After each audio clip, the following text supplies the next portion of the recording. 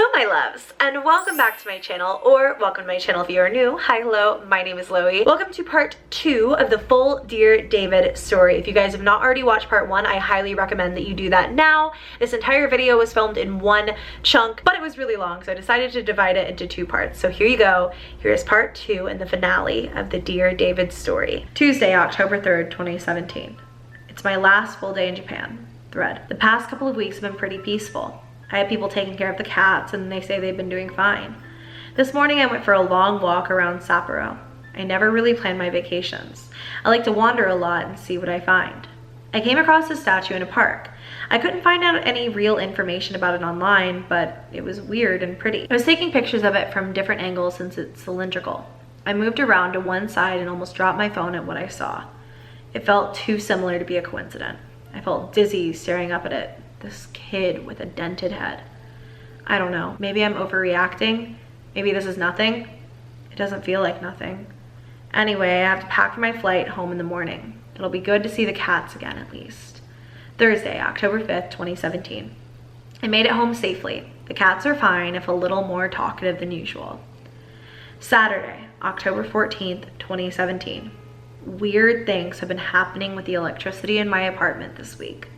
Thread. First, 2 bulbs have burned out in the hallway in less than a week. At this point, I've just left it alone rather than get a ladder again. But the strangest thing has to do with the backlight on my TV. It's an LED strip that plugs into the TV itself via USB. The TV has to be on in order for the backlight to be on. But last night, the backlight was flickering on and off by itself. I noticed it just sometime before dawn when I woke up and went into the kitchen to get some water. I had barely gotten back into bed again when I saw a faint light come on in the living room. After a few seconds, it went dark again. I went back into the living room and stood there watching the backlight go on and off for at least a few minutes. It was bizarre. Eventually it stopped and now the backlight doesn't work at all. It's only a couple of months old, so it shouldn't be dead already. Anyway, I couldn't get back to sleep, so I went to the diner near my apartment. It was the only thing open at 4 a.m. I had eggs over easy with ham. It was too much ham, but the eggs were pretty good. When I got back home, the sun was starting to come up, so I figured I might as well shower and go into work early. I showered and brushed my teeth and headed into the bedroom to get dressed. As I passed the front door, I thought I heard a faint scratching sound from the other side. It was so soft, I wasn't sure if it had really happened. I went over to the door, but I was too scared to look through the peephole. I couldn't bring myself to actually put my face that close to the sound, so I opted to take a photo through the peephole instead. Since there's a skylight just outside my door, the hall was awash in faint yellow-green light. I snapped a couple of photos. At first, the pictures didn't seem like anything, just blurry nothingness. But as I analyzed it and started noticing things, part of a face, an ear, and an eye staring right back at me, I think maybe it's time to get someone else involved. It's obvious this isn't going to stop until I do something. I'm just not sure what that is yet. I'll let you all know when I figure it out. I forgot like so much of this. This is why I was telling you guys I wanted to do a full read through, because I'm telling you the story changed so much. On October 26th, he tweeted, "Sorry for the radio silence the past couple of weeks." Thread. First, I had a friend come over to do some cleansing stuff. She did the whole apartment in the hallway. A lot of self-proclaimed professional mediums reached out, plus about a dozen ghost hunter TV shows. I've declined them all because I don't really want strangers in my house sensationalizing what's going on. So instead I had a friend come over and cleanse the place. And for about a week or so, it seemed like it worked. Things appeared to go back to normal. The cats weren't gathering at the door anymore. I stopped having dreams. It was starting to seem like it was over.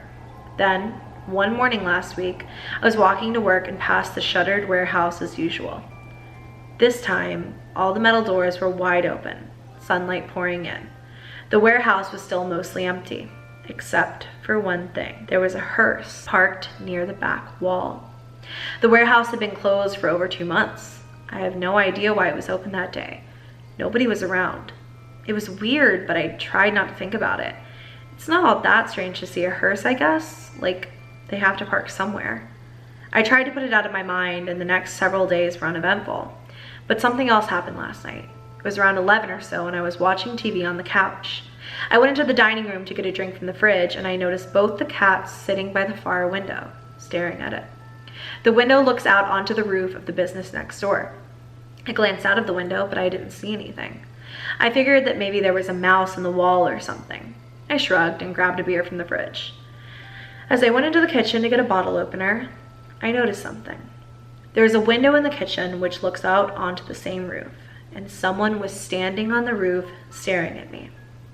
I immediately ducked down. I reached up and flicked off the light switch. I peered over the windowsill, but couldn't see much. My phone was in my pocket, so I grabbed it and took a photo. It was blurry and dark, but I swear someone was out there. And then I know that there is a brightened version of this photo kind of floating around as well, where you can very clearly see the person out there, and it looks a lot like David. I tried to take a better photo, but the figure had disappeared. I closed all the blinds and made sure the door was locked, and then drank like 5 more beers until I was too drunk to be scared. But now I feel like I'm back at square one. I'm sure it was him. He's not going away. I don't know what to do. November 6th. It's been about 4 months since the first time I dreamed of David. Thread. This might be long, but stick with me. Last night, I dreamed about him again. It was almost exactly the same as the first time I saw him. In the dream, I saw him in a chair again. I don't have the green chair in my room anymore. This time, it's a recliner I've had for years. He was staring right at me, just like the first time. Again, I was paralyzed and could barely move. But this time, something was different. I still felt mostly immobile, but I could squirm just a little bit. I felt more alert. I could move my hands somewhat. David glared at me, and I dreaded what I knew was coming. He was going to get out of that chair and come toward me, like before. I had to do something. I keep my phone next to me on the bed, and I somehow managed to get a hold of it. I thought if David is going to kill me, maybe I could at least get evidence on my phone, and started snapping pictures in the dark. Sure enough, he crawled down off the chair and began shuffling toward me. He moved slowly, like it was a struggle for him. I felt terrified, but I kept taking photos. David limped closer toward me, never taking his eyes off of me. Soon, I was face to face with him. He started muttering, something too quiet for me to understand. I watched as his eyes rolled back in his head until they were all white. I tried to writhe away from him, but I could barely move. I stared in horror as he began crawling up onto my bed, still murmuring something. And that's when I woke up, same as before. Broad daylight, no trace of David anywhere. It's almost routine now, but it was a dream after all, so I got up and went to work, and after a while, the stress of the dream melted away. I wasn't even gonna write about this since it wouldn't really be new information. But tonight, I noticed something that petrified me. I went into my phone to find a picture from a couple of days ago and saw dozens of pitch black photos in my camera roll, all from last night. It's better to just show you. Turn up your brightness because they're pretty dark. The photos that follow were the first photos of David with his dented in head and all. This is the one that made my heart drop. And this is the one where David looks straight at him and you can just see the anger in his eyes. Usually I can come up with some excuse for what's happening, but I have no logical explanation for this. So now I'm sitting here on my couch, freaking out. I certainly won't be able to sleep. I just felt like I needed to get this out.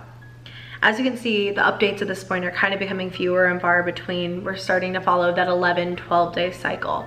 So this was Friday, November 17th is the next update, and the previous one was on November 6th. For everyone asking, yes, I'm alive. I've been on the quiet side because there's something I need to investigate and I'm not sure how to yet. I'd rather not tweet unless I have something substantial to share. Thread. It's also sort of hard to explain the logistics of what I'm trying to find out, but I'll do my best. Basically, there's a part of my apartment that I'm just now learning about. At least that's what I think. To refresh your memory, I live in a duplex. I used to live on the first floor and now I live on the second floor. It's a long, boxy building that looks like this. The other week I was tweeting about the most recent update from the living room couch. About 30 seconds after I'd sent the last tweet, I heard a thump directly above my head, as if someone above me had dropped something on the floor, which is impossible since I'm in the top apartment. There is also no way to access the roof. There aren't any ladders on the outside of the building. The only way you get on the roof is through a skylight in the hallway. There are no trees in the immediate vicinity either. It definitely wasn't pipes either. It was distinctly the sound of something falling to the floor. My building is old and makes lots of noises, but this was a new sound and it startled me. So I'm thinking, is this some secret crawl space in my home? I look all over my apartment, but I can't figure it out. So I go into the hallway and that's when something dawns on me. There's no real way to ease into this, so I'll just say it. There's a mysterious hatch in my hallway. I've always known about it, but I just assumed it opened directly to the roof.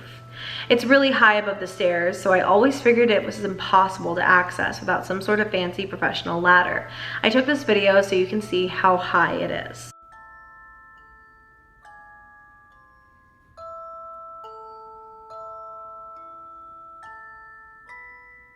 I see that hatch every morning when I leave for work and think nothing of it. But this time something dawned on me. It can't lead to the roof because it's actually below the roof. I'm about to spring some simple math on you, so I apologize in advance. First, the skylight is flat with a roof. I checked Google Earth just to make sure. The hatch is about 3 feet below the skylight, meaning there's about 3 feet of empty space between the 2 openings. I think maybe the hatch leads to a short ladder going to the roof. But even if that's the case, the hatch is level with all the ceilings in my apartment. That means there's 3 feet of empty space all over my apartment. I was ready to explain this away for a few reasons. One, it might just be some sort of insulated space that all residential buildings have. I'm not an architect, so what do I know? It didn't seem relevant enough at the time, so I decided I wasn't going to mention it here. But over the past week and a half, I've been hearing more things above me. A few days after the first sound, I heard a similar thump while I was in the kitchen. Then, last night, I heard something small clink to the floor and roll about 6 feet before stopping. Something is going on up there. Maybe it's a raccoon, but maybe it's not. I can't get over the fact that the hatch is in such a weird, inaccessible place over the stairs. I need to investigate. I'm just not sure how right now. I guess I'll try to buy a long pole off of Amazon to see if the hatch even moves. I might have to buy a construction ladder. At any rate, that's why I've been MIA for a minute. I'll keep you posted when I figure out how to get up there. Okay, I bought a pole. If the hatch is movable, I'll either shell out for a ladder or call my landlord to investigate. The next update is on Tuesday, November 28th. A lot has happened in the last week, but I was away for Thanksgiving, so I'm just now able to write it all down. Thread. The noises from the ceiling haven't let up, but the pole I ordered didn't arrive before I had to leave for the holiday, so I didn't actually get it until late Friday night. I planned to investigate the next morning and went to bed. I had barely fallen asleep when I woke up to an incredibly loud crash above me. It sounded like someone had dropped a bowling ball. I bolted upright in bed and immediately felt strange. There was a weird energy all around me. I can't explain it. After about a minute, I heard another crash. I briefly thought about grabbing my shoes and booking it, but that would mean passing under the hatch, and that seemed like a bad idea. So instead I just listened and waited, though I'm not sure for what. The crash happened again and then again, probably 15 times in a row, followed by a long silence. Then I heard a smaller, creaky sound from the hallway. In my mind, I registered it as a footstep, but it really could have been anything. I stayed still, but there were no more sounds after that. I lay back down, still tense and nervous, but I must have fallen asleep at some point because I woke up the next morning and everything seemed normal again. I got dressed and left to go get a bagel, same as every Saturday. As I made my way down the stairs, something crunched under my feet. I looked down and noticed a small pile of debris on the stairs directly under the hatch. It looked like dirt, but I couldn't tell for certain. It could have been old plaster or something. I glanced up at the hatch and noticed something else peculiar. The edge of something was caught in it, barely poking out. It's hard to see because it's so far up, but I took a photo. At that point, bagels were the last thing on my mind. I went back upstairs and grabbed the pole. I set my camera on the coat wardrobe at the top of the stairs and hit record, just to make sure it would be caught on video if a demon bursts out of the hatch. Here is the video.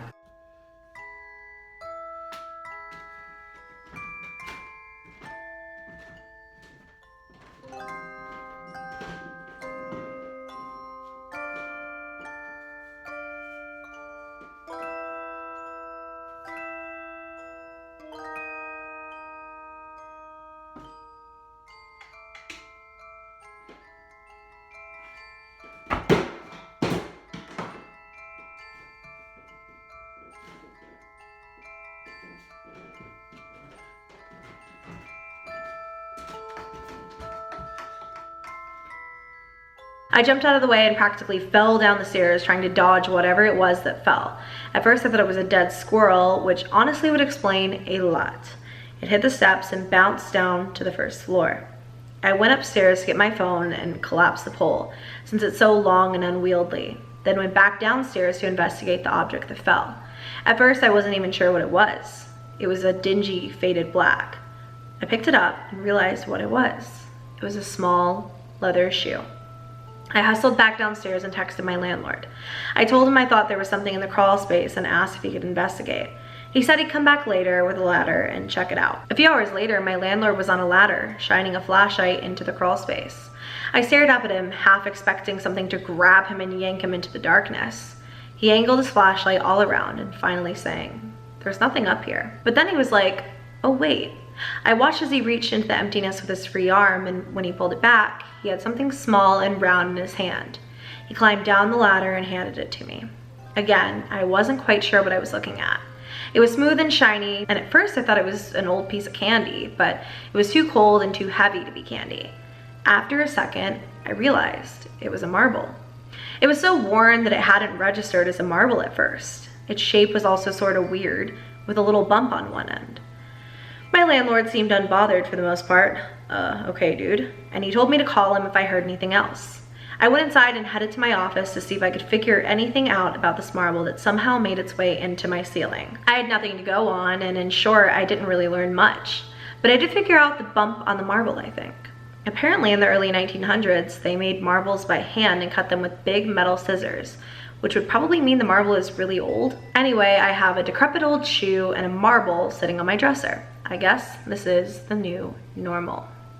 Tuesday, December 12th, 2017. Sorry for the long break. I haven't been feeling great the past couple of weeks and haven't had time to update. Thread.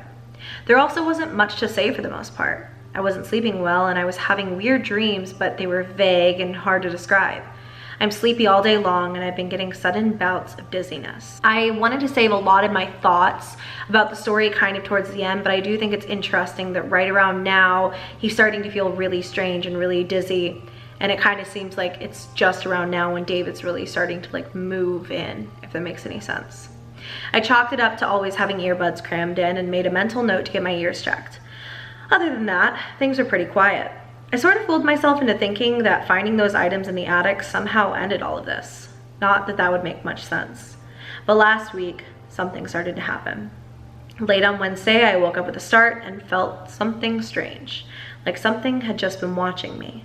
I turned on the light, but I was alone. Still, there was this tangible feeling of badness. Everything felt wrong, sort of like when you have the flu when you wake up at night and can't really tell where you are for a minute. It was a feeling I'm used to. It always accompanies David. People tweet at me a lot saying he might just need help, but I'm certain that's not the case. Every time he shows up, I feel a palpable sense of malice. There's what I felt that night. Malice. Dread. But still I was alone, and I was so tired I wound up just going back to sleep. I've been so exhausted recently I can barely function. The next night, the same thing happened. I woke up suddenly, feeling like I had just missed seeing something. Like a candle had just gone out and I could still smell it. I thought about using the pet cam from the living room to monitor my bedroom while I slept, but the cord was too short to get the camera high enough to see the entire room. So I improvised. I downloaded an app that takes a photo every 60 seconds and set my phone on top of a bookcase. It's almost 7 feet tall, so it has a pretty good view of my bed and the surrounding room. Then I went to sleep.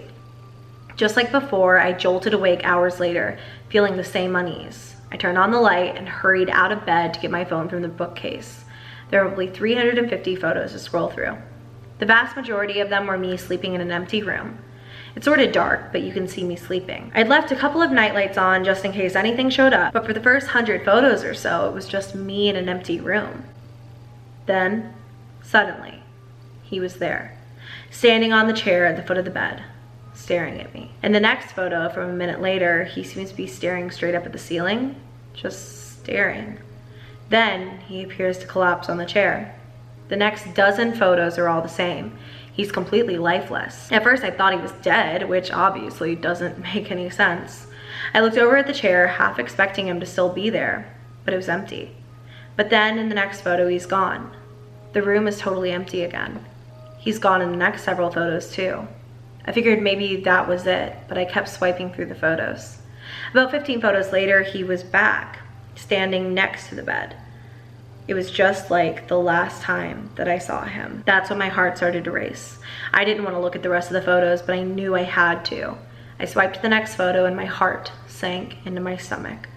He was on the bed, inches from me, staring down at me sleeping. The next one was worse. In the next photo, he's staring right at the camera. After that, there's seemingly nothing. He disappears again, and the rest of the scroll is just me alone in my room again. That is, until the last photo. Here is the final photo on the scroll. I'm at a loss for words. That malformed ear, that stringy hair. I didn't even know what to think. I looked all over my room but couldn't find anything.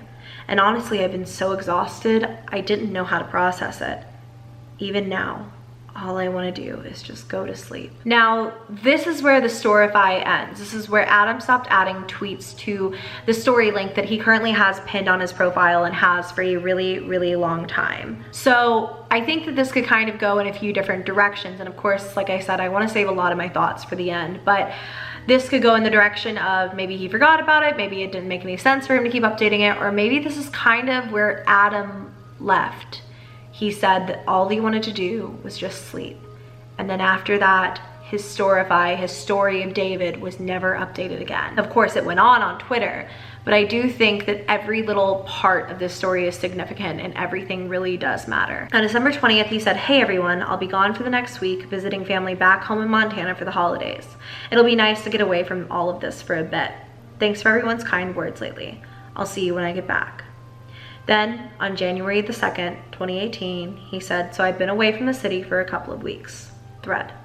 "I went home to Montana for the holidays and almost immediately I started to feel better. Less tired, less foggy. Up until now, I haven't really entertained the thought of moving, thinking that David would probably just follow me wherever I go. But when I left for Montana, everything seemed to improve.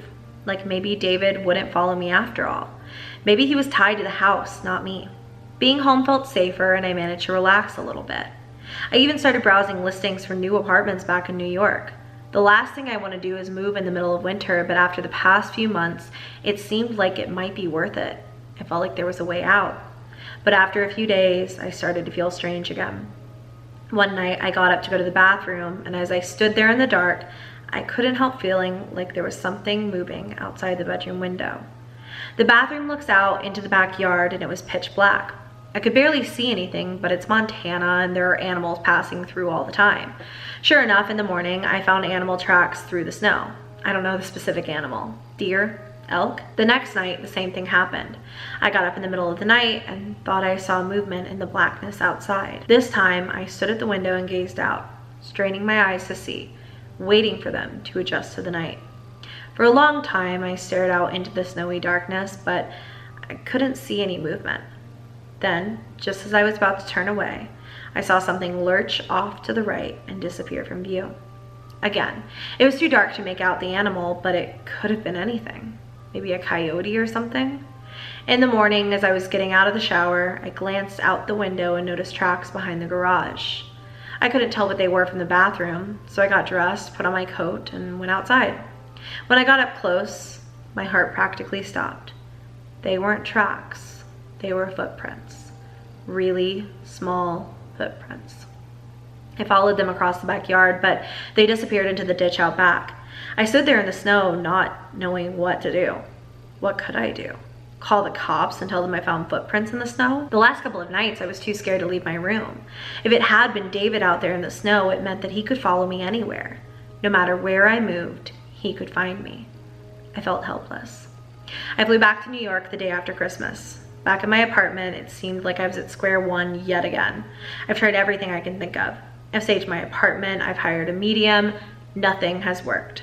And worse, I still feel him at night, watching me from different corners of my room, always getting closer and waking up right before something happens. For the past few nights, I've been using that app that takes photos every couple of minutes, but nothing has shown up. For whatever reason, it doesn't seem to work anymore, but I've left it running just in case. It's picked up absolutely nothing, save for one thing from last night. Last night was particularly bad. I felt sick and had nightmares all night. I dreamed that David was hovering in the corner by the ceiling far off the ground. He was mouthing something, but I couldn't hear any words. Then, he was hovering above my bed, staring down at me, his mouth moving faster than it should be. I couldn't move. I could only look up at him. Suddenly, he plummeted downward and I felt this huge pressure crash into my chest. I woke up gasping, the wind completely knocked out of me. I sat up and looked around frantically, heaving for air, but there was nothing. When I caught my breath, I retrieved my phone from the dresser. The photo roll showed nothing of note, save for the last photo, taken just a moment before. And there's the infamous photo of David coming from the ceiling, basically crashing into Adam's sleeping body. I don't know what to do. I'm at a loss here. I just don't know. The next update is on January 16th, 2018. Sorry for the long delay. Honestly, I wasn't sure I was going to tweet again. Thread. After what happened a couple of weeks ago, everything stopped. Well, sort of. I wasn't having dreams anymore and I was feeling better. I was sleeping through the night again. Actually, I was feeling great. I still do. But things have been sort of weird too. It's hard to explain. I'll try, but I don't know if any of it makes any sense. Basically, as good as things have been for the past couple of weeks, I can't shake the feeling that something is off. Like I've been sleeping fine and I have lots of energy during the day, but sometimes I seem to sort of lose time, I guess.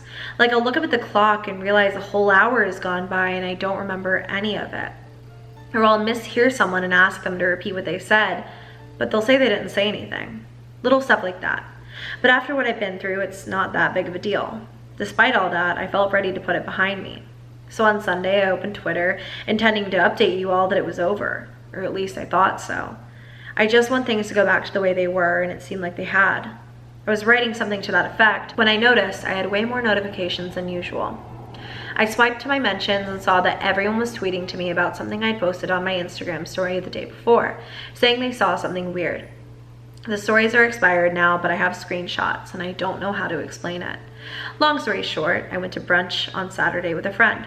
I posted a few photos to my story and they were fairly unremarkable. Here's the first two I posted. Totally dumb and normal. They're totally boring brunch photos. I posted one more photo of me and my friend before leaving and that was that.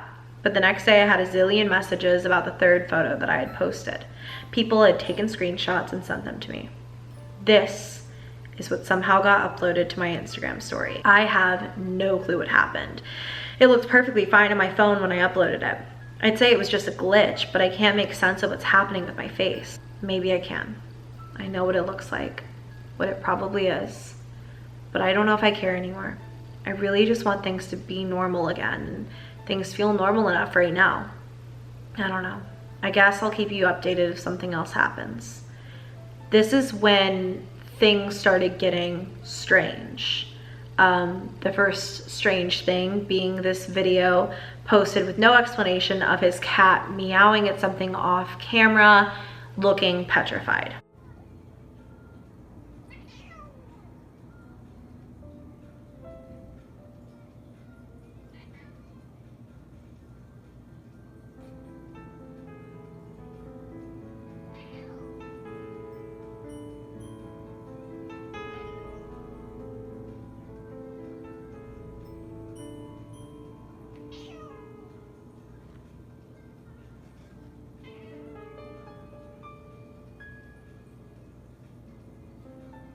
The next tweet on February 2nd, everything is fine, with 2 spaces between is and fine.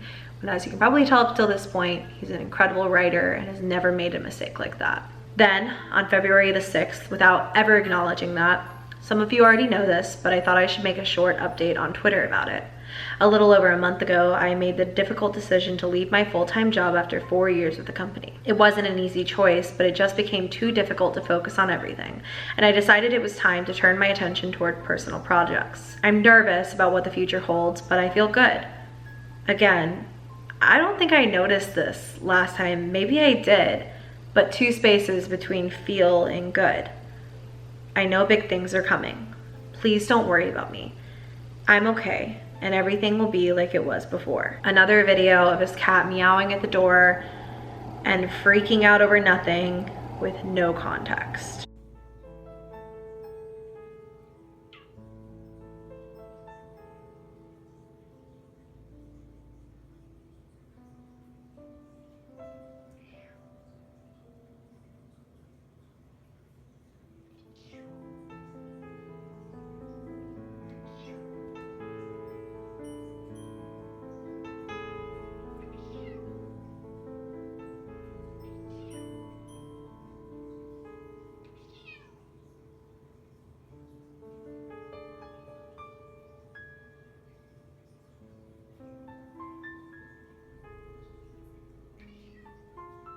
On March 12th.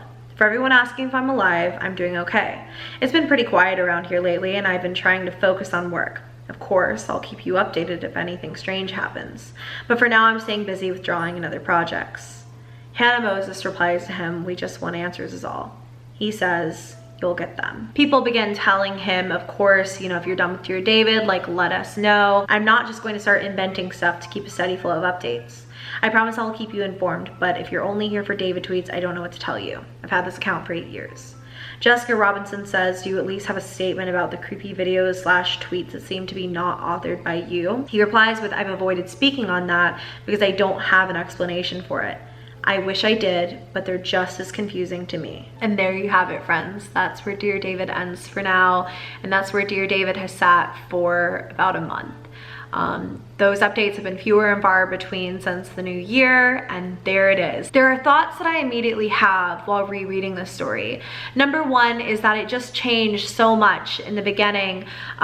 If you go back and watch my original like Dear David stories, I include a lot of other people's tweets, other people brightening photos, finding things that I didn't even talk about in this video because I wanted it to be Dear David, what is written about Dear David, no other conspiracy theories or, you know, anything like that kind of added into the mix.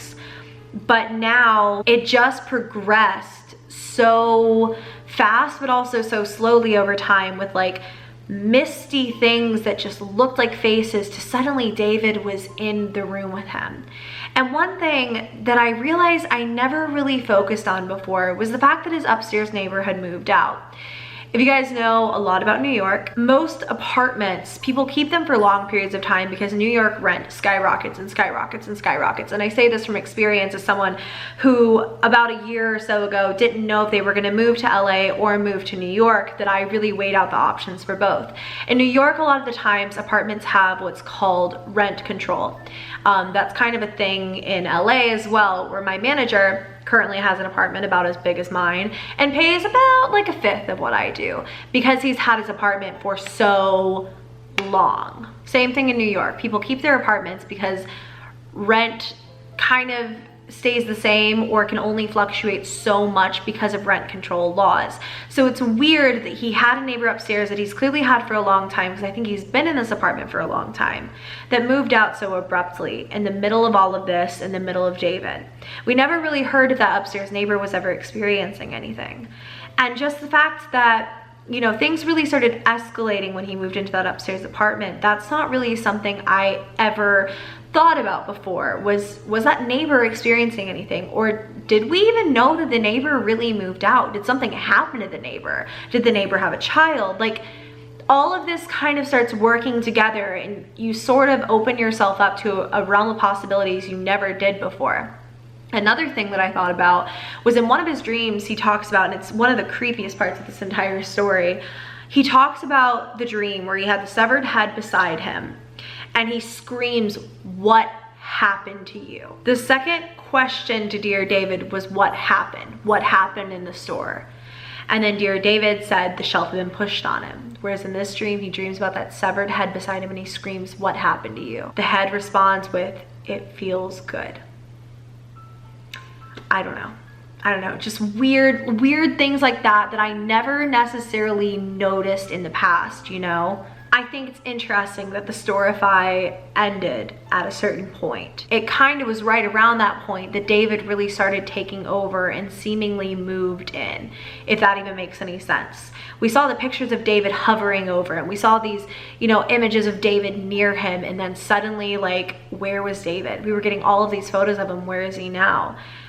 And my theory kind of is what it has been, that David has control of Adam, whether you believe that Adam Ellis, the real person, like the author, the illustrator, everything, is who this is happening to, or Adam, the character that this is being written about. This is hands down something that was so cool and has been so cool to follow in real time. I have a feeling we're gonna get a lot more answers in the coming future, possibly upon the release of Adam's book, maybe with something else. I think that the story is on hiatus for the moment, but probably for a reason. He's not done with it. I know he's not done with it. I mean, I'm not in his head, like I don't know that for a fact, but he no matter what, has been so diligent with his story, whether it's real or fake or anything like that. Like, he has been so diligent with his story, and I know he wouldn't just leave us hanging like that. So that's my current thoughts on Dear David. That's the full story. I feel a little bit loopy because I think that the total running time for this video before editing is probably around an hour and 20 minutes, which is crazy. Anyways, I love you guys so much. Thank you very much for watching. If you enjoyed, give me a thumbs up, and please subscribe to my channel if you haven't already. I love you all, and I'll see you in the next video. Bye.